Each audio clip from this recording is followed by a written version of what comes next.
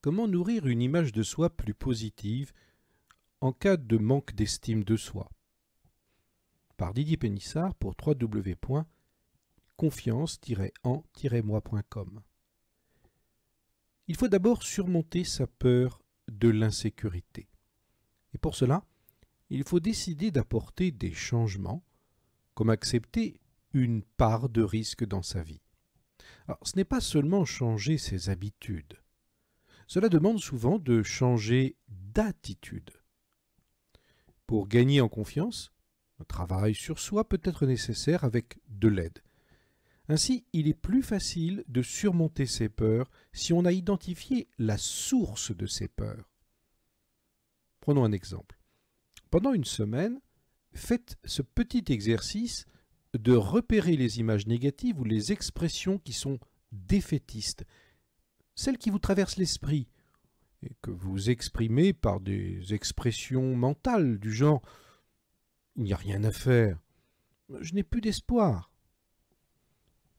Malgré vous, ces pensées, ces images, ces évocations et ces expressions intérieures, ces mots, peuvent imprégner au final votre esprit et votre conscience.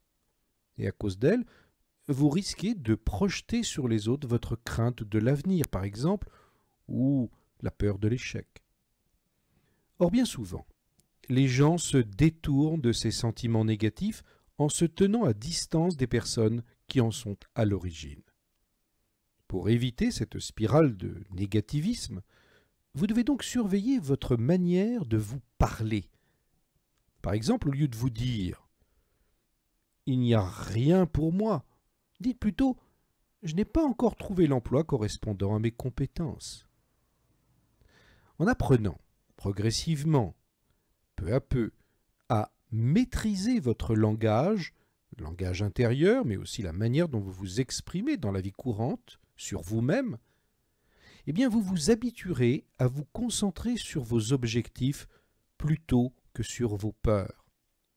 On ne peut pas penser à deux choses en même temps, à la fois sur ce que l'on projette de faire et aussi sur une peur. L'esprit ne possède pas cette capacité de penser deux choses en même temps. Alors il faut en profiter. Vous projetterez donc une image plus positive et donc plus volontaire, qui est une source d'attention pour les autres. Puis, notez chaque jour des petits efforts, des petits progrès, des petits pas qui sont effectués vers votre objectif.